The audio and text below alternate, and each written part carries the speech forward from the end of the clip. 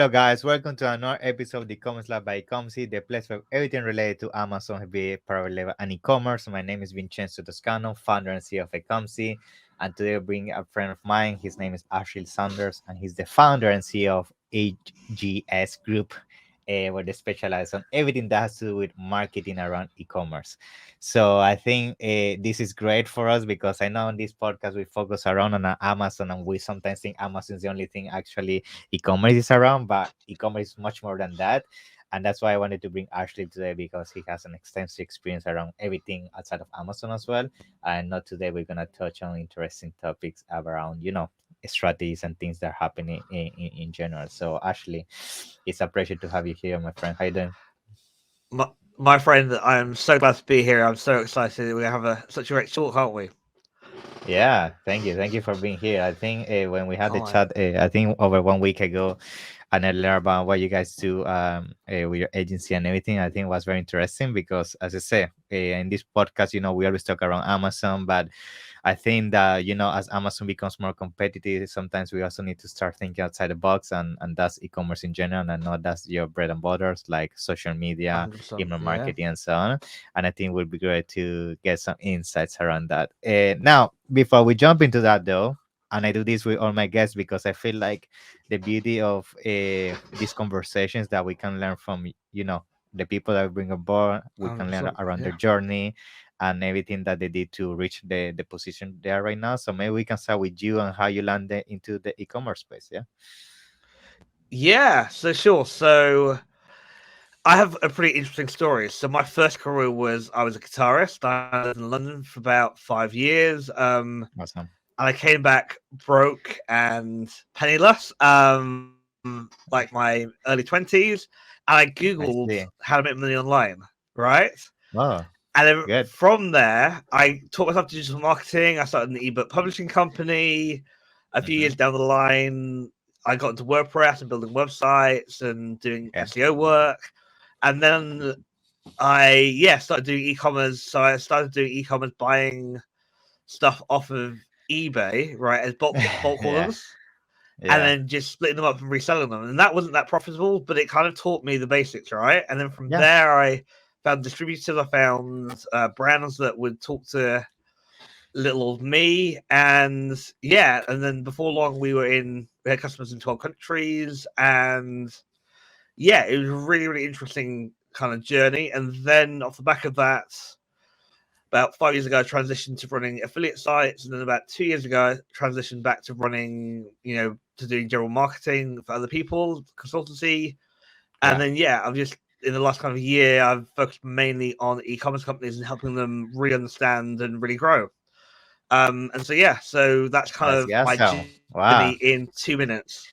Yeah, I love it. I think the beauty of e-commerce, and this is funny because I found this to be a quite constant across all the entrepreneurs we bring to the podcast, is that we Right. find e-commerce as a mistake in the sense that we're trying to figure out, in our journey as an entrepreneur, and we want to do a business on the side. And most of the time, e-commerce, it's one of the few things that really say you can start from your bedroom. I mean, how many business you Yeah. can do Yeah. that? Not many, right? No. And No. it's nice to see that you went through the journey just like me as well. I had my job, and then decided I wanted to do a business, and that's how I discovered Yeah. Amazon, right? Yeah. So it's Right. Right. great to Right. see your whole journey. So thank you for sharing that. Yeah. Now, No. Yeah. let's start talking a little bit about what you guys do, right? I know you specialize Yeah. around e-commerce and basically helping this business navigate the monster that is e-commerce. E-commerce has many moving parts. You have social media marketing, you have email marketing, you have ACO. Yeah. And maybe let's start with first getting your insights around what are some of the main things right now we say an e-commerce business should be focusing in 2023. So what are the areas you see right now maybe are moving more the needle if you need to choose one? Yeah. I know it's a So difficult question. I know it can be very broad, but I think a lot of people, because when they get started, and I know this for a fact because some clients ask me, it's like, what should I do first? Should I focus on email marketing? Should I focus on social media? Should I just focus on SEO? yeah. Yeah. And Yeah. what is your advice on that? Yeah. So that's actually a really easy question for me, right? And I'll That's good. explain why. And it may not be, fairly easy for other people. But for me, it all comes back to, what is our strategy, right? And strategy is literally who can I help, how can I help, and what games I want to play, and how can I win at that game, right? It's those Yeah. 4 simple questions, right? And so, you could say, the game that I want to play is to be the number 1 rated seller of car parts on eBay, right? Yeah. And so therefore, or sorry, like the number 1 car parts reseller for 4 Fiestas on eBay, right? Yeah. We'll go stupidly niche just to make Yeah. the example really easy, Which right? is good, by the way. Um, Being niche in e-commerce is good. Yeah. it's very good, exactly, right? And so, but understanding who we're trying to reach, how we're going to reach them, in terms of like channels or to the Yeah. marketing channels, etc., right? And then how we can win at that game, you know, that really just distills what you're going to then tactically do for the next year, 3, 5 years, right? And lots of Yeah. people just think, I will have all these tactics. I've got to do email marketing, I've got to do SEO, I've got to be on Pinterest, got to be on TikTok, etc., etc., etc. And what they end up doing is they end up diluting what their core business Mhm. is, because they're trying to be everywhere for everything and they don't have a strategy, and they're just jumping from tactic to tactic to tactic Yeah, the shiny without object having a grand syndrome. Basically, plan. they're chasing everything, the Yeah, shiny yeah. thing. So Yeah, yeah, yeah, yeah, exactly. And so yeah, so for me, it literally is right. Get your strategy right, and then think about the next step on from that is what tactics you want to use, and then the third thing is what is a minimal viable tactic, right? Minimal viable tactic. We've heard minimal viable products, right? We can apply the same idea to marketing. So minimal viable tactic would be literally, can we can we send something that's based off a template that takes us 20 minutes to put together, right? Minimal viable yeah, tactic. Can we repurpose like our meta descriptions that we're writing for product descriptions as social posts? Again, minimal viable tactic, etc. yeah. And so so those are the 3 things that I always go back to and always start from with clients and with myself is, what is the strategy, what tactics I want to deploy, and what is the minimum that I Mhm. can do to test that tactic before I either Mm. go, all in on it, or I just kind of like decide that it's not All going to over the work for me. place. Yeah, yeah. Yeah, I exactly. think that's a very good advice. I think one of the mistakes I also see with people when they jump into e-commerce is like they feel like in order to be successful, you need to be successful in all areas at once. Like I need to Yeah, be an yeah, expert on email marketing and social media, yeah, SEO, yeah, marketplace. And the reality is that you first start with one, like and yeah, you test it, you see how it goes, and you start shifting from one to one. Because I feel like most people, I mean, some people have a big budget, and they can afford to do that, but the reality is that most people, they start with a limited budget. And I think the mm, the best thing you can do is first, as you say, yeah, give a taste of those areas first, and then see which one give you the best return, and then yeah, scale it from there, right? yeah. Now, Because the, um the the the other yeah. thing, sorry, the other thing is, so, and this is something I talk a lot about on like social, and a lot I argue about this with people all the time, which is great, right? It literally is, if say say you've got $100 this month, right, to spend, right, which is Yeah, probably, you know, it's not a massive amount, it's not a tiny amount, right? So you have $100. yeah. You can test some email marketing and some social, like paid social or like organic social. And then what you can do is with that data, you can then roll it into, right, I want to hire an agency or I want to hire a freelancer that can do X better than I can do X based on the Mm-hmm. data that we've collected. And therefore you're setting the Mm-hmm. benchmarks, you're setting like the KPIs for them, right? Key performance indicators of what success should look like as they take it to the next level. And because they're a freelancer or they're an agency or an expert in that thing, they're obviously going to be able to do it far, far better than you can, but you need to have that initial kind of like step 1 level of knowledge, right? And Yeah, that's where a lot of people go wrong, is they just think, oh, we can throw money at marketing and it works. Marketing never has yeah. worked in that way. You have to have a bit of knowledge, and then you have to find the right partner to help you execute on that little bit of knowledge, that little bit of data that you collected before you can start to scale. And that's where lots of people get it wrong. Fully agree with you. And I think now an idea that just came to my mind, and maybe you can help me elaborate on this because you have more Yeah. experience in terms of outside of Amazon.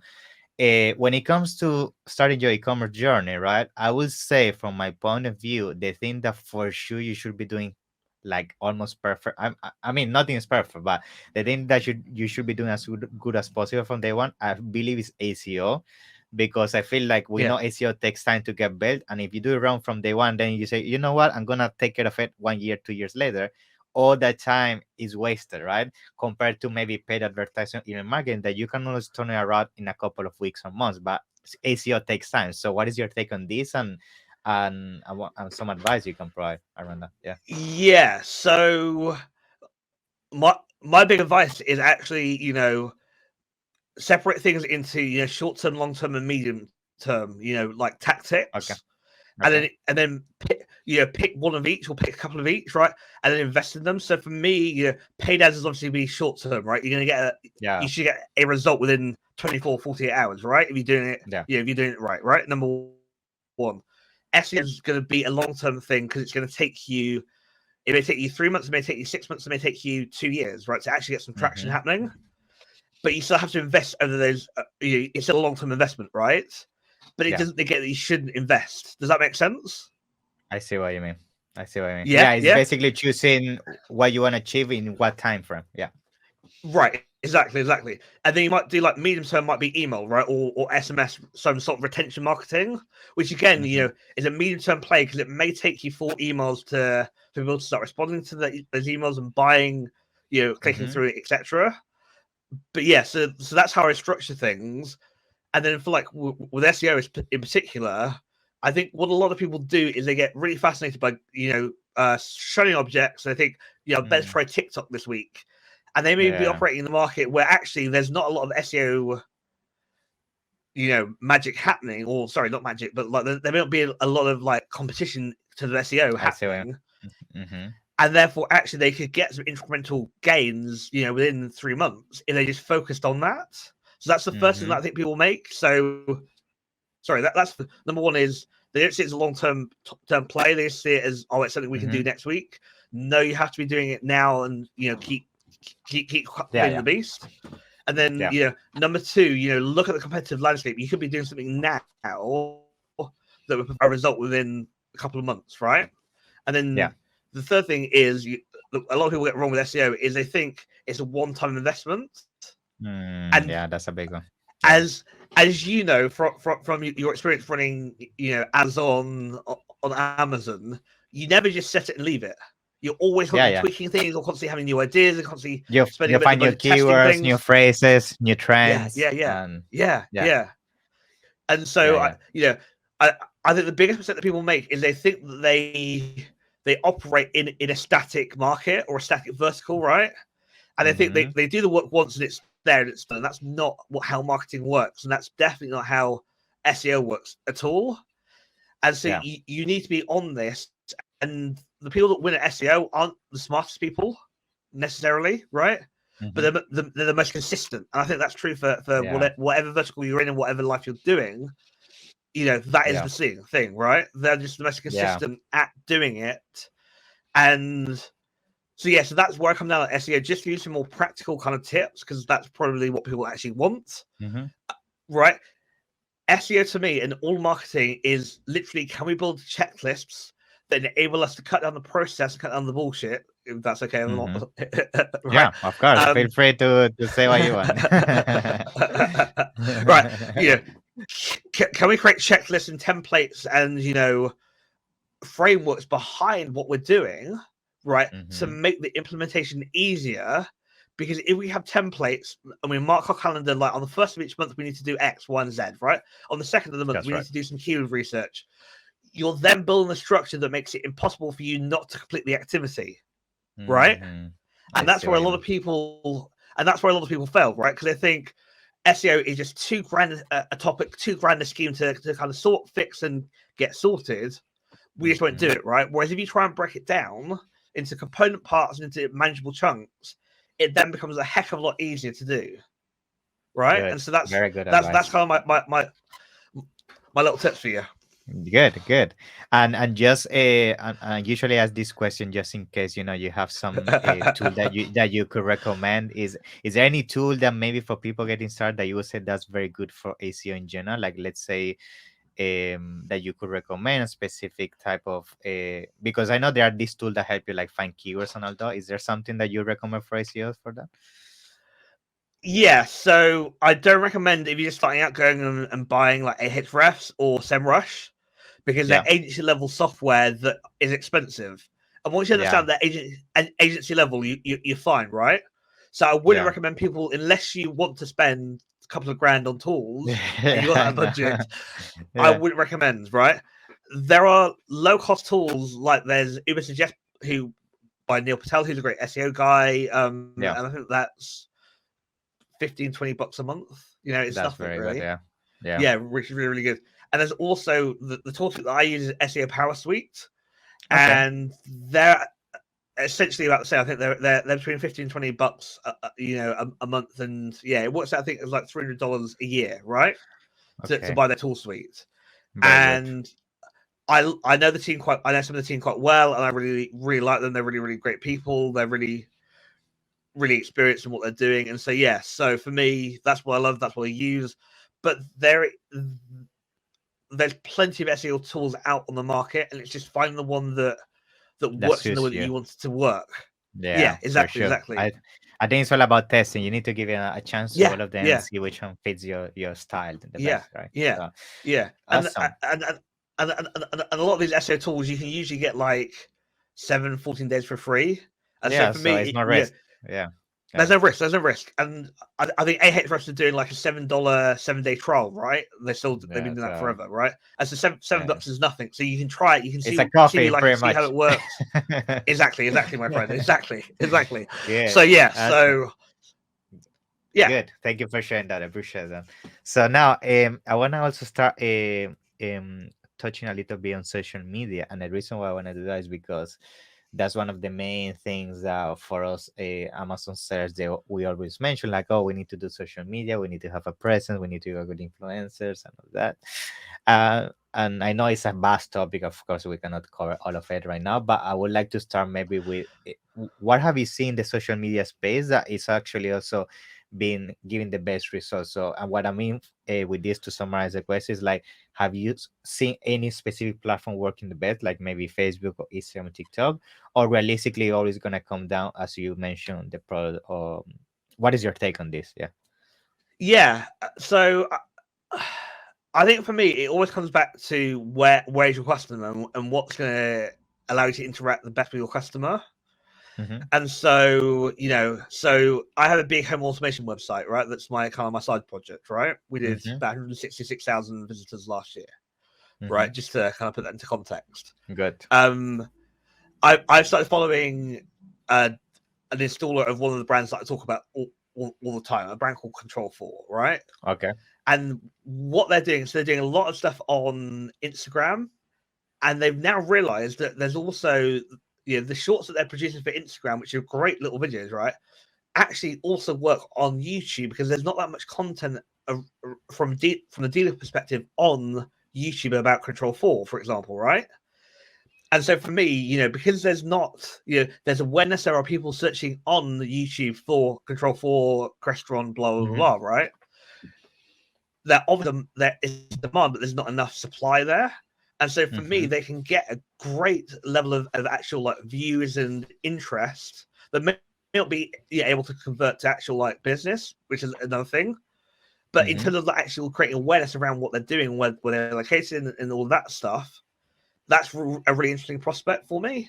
Whereas, they may not do very, very well on, say, like Facebook, because they're doing like these walkthrough tools where they're doing things like they're showing how you can automate shades and TVs and that Yeah, kind I of see. thing. And that may not Mm-hmm. work so well on Facebook because people may not want to sit there and watch a 2-minute video, right? Whereas on Instagram, by the time you sat there and watched a 2-minute video, you haven't realized that you watched a 2-minute video, right? Same thing with Yeah. TikTok. Mm-hmm. And so for me, it is literally like, where are my customers at? What is going to be appealing for them, but also what is not going to be appealing for them? And Mm-hmm. so I can give you an example. So a company that I started working with at the beginning of the year is called Iris.io, and they're a Okay. video tool that works with Shopify, right? Okay. You install the plugin, you import your data, and then you can create product videos in like 2 clicks, right? Wonderful Okay. piece of kit. great for if you're not creative or if you don't have the budget to be creative, right? Yeah. And I said to them, for me, that's fantastic for organic social, because you imagine on like Twitter, right? If you're scrolling, and it's all text, and then boom, there's a video. Yeah. It's the opposite of what you expect, and that therefore is going to You drive. break the pattern. You break the pattern. You interrupt, right? And the same thing with like Facebook as well. Because it's text or images. Boom, you see a video, it's going to interrupt. You're going to sit there and watch it, right? Mm-hmm. And because they're aimed at kind of fast fashion and like fashion accessories and that kind of thing, it's really powerful what they're doing, right? Just as a tool. And so so I think you have to go with your customers. You have to observe what content they're getting every day in and out, and try to do something a little bit different from that. That kind of interrupts their pattern. But then trying to do stuff is is just trying to test things. So give you an example. Mm-hmm. I write on LinkedIn pretty much every day, right? 5 days a week, 5-6 days a week, right? Generally a post a day, right? I track how many how many impressions I get, and then what time I posted, what I posted, etc. Right? And so I can see what works and what doesn't work, and like I can then go back and say, right, I had a post that got 70 impressions.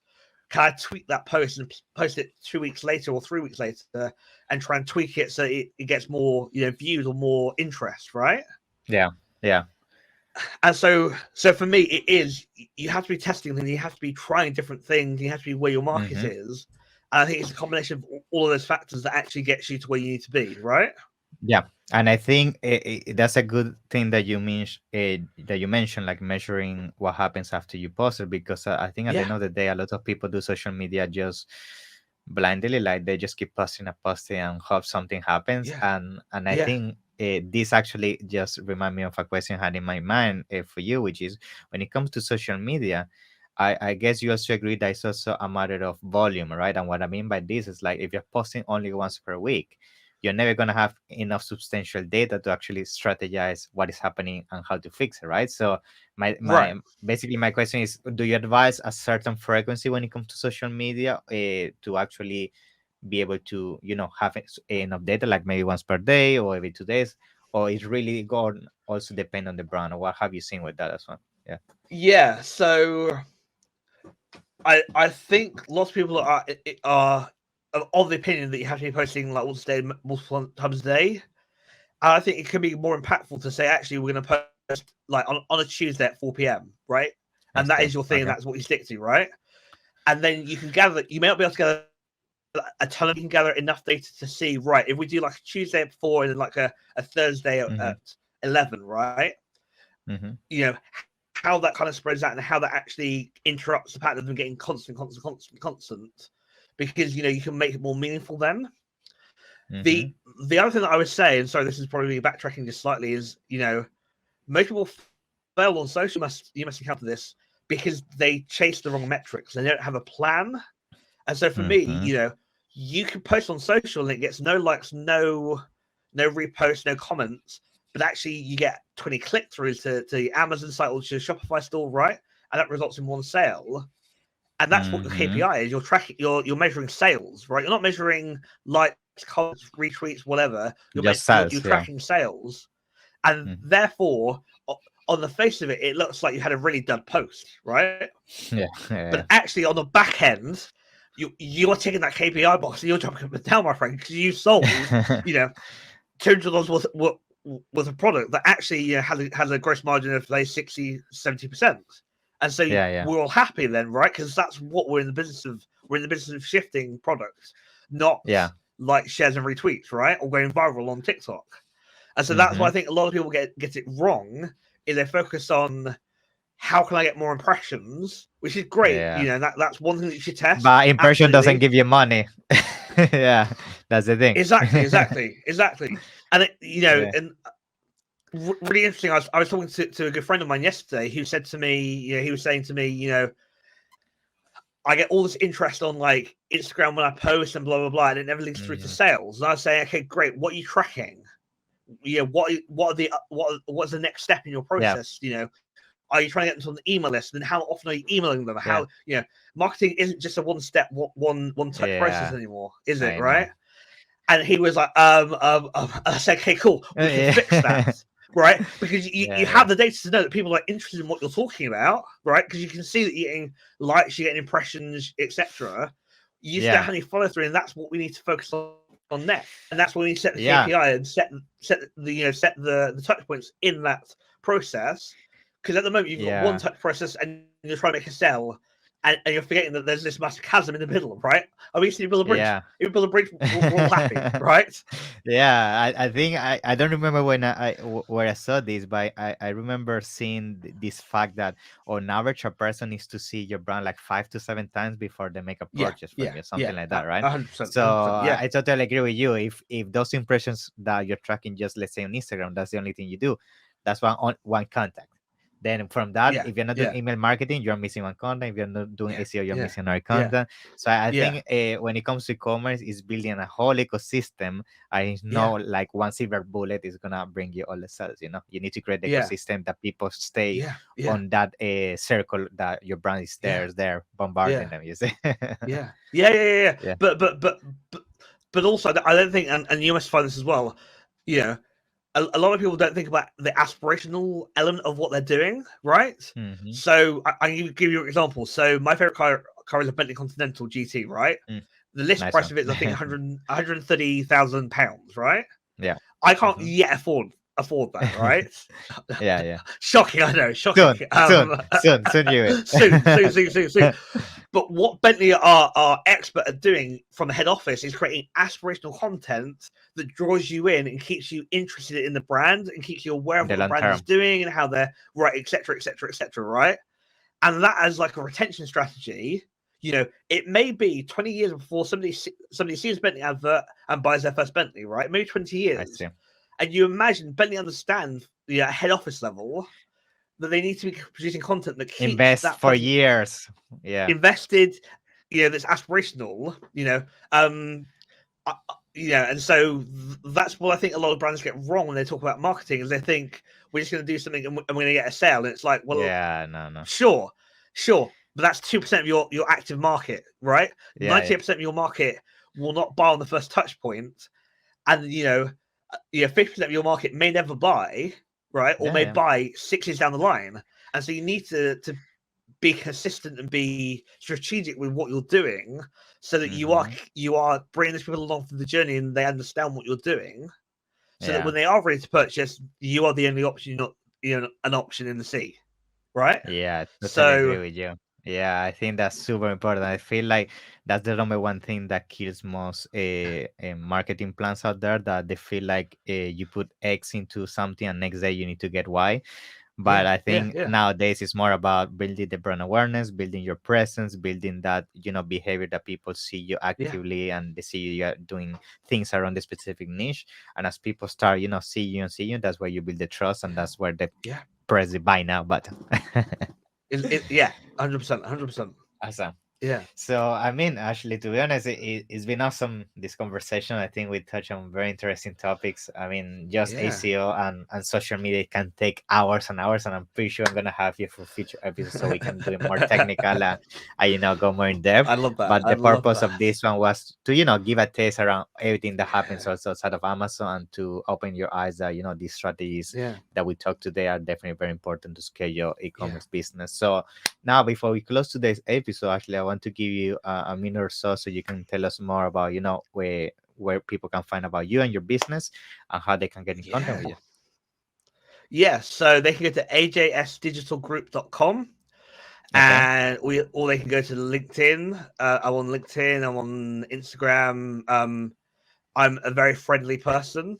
As long as you say, I heard you on such, I heard you on the e-commerce lab podcast, so people can do that. If people are overwhelmed with their marketing, just need somebody to talk to, they can book 50 minutes for free on my calendar. I'm always happy to talk to people, always happy to help people. No question is too stupid for people to ask. The stupid questions are the ones you don't ask, right? Yeah. And so so I'm here, I'm available. If you can't get a hold of me, I'm sure they can come through you. And you can listen to me. Let me know, and I make sure that they actually know. Yeah. But no, I'm here, I'm around. Always happy to help people. Always happy to try and solve problems because that's what we do, right? Both of us do. We Yeah, solve problems. that's great, actually. So thank you very much for your time. I'm Yeah, definitely no looking problem at forward to all, having the my next friend. one. Yeah, it's been a pleasure. Yeah, Okay. See you, likewise. man. Thank you. Bye bye. See you later. Bye.